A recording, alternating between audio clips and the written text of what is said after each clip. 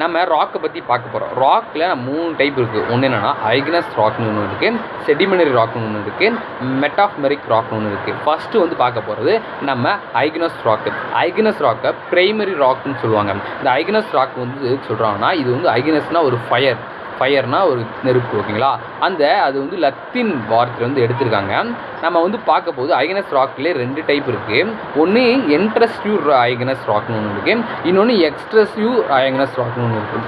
எக்ஸ்ட்ரசிவ் ஐக்னஸ் ராக்னா நம்ம வல்கனோலேருந்து அந்த மேக்மா வந்து வெளியே வரும்ல, இப்படி வெடித்து வெளியே வர மேக்மா வந்து பார்த்திங்கன்னா அப்படியே கோல்டு ஆயிரும், கூல் ஆயிரும். அது வந்து பார்த்திங்கன்னா நம்ம நிறைய டெல்டா பிளேஸில் பார்க்கலாம். பேசல்ட்டுன்னு சொல்லுவாங்க, அது ஒரு மினரல், அப்படி அந்த மாதிரி ஆயிரும். அது வந்து ஒரு எக்ஸ்டர்னசிவ் ஐக்னஸ் ராக்கமா. இன்னொன்று வந்து பார்த்திங்கன்னா உள்ளே அந்த வல்கனோக்குள்ளே அப்படியே கோல்டு ஆயிரும்ல, அது பேர் என்ன, இன்ட்ரஸ்டிவ் ஐக்னஸ் ராக்னு சொல்லுவாங்க. உள்ளே அந்த இது கோல்டு ஆகி உள்ள ராக் மாதிரி ஃபார்ம் ஆயிரும். அதை நம்ம கிரானைட்டு சொல்லுவோம். நம்ம வாரிசு படத்தெல்லாம் பார்த்துட்டோம்ல கிரானைட்டுன்னு,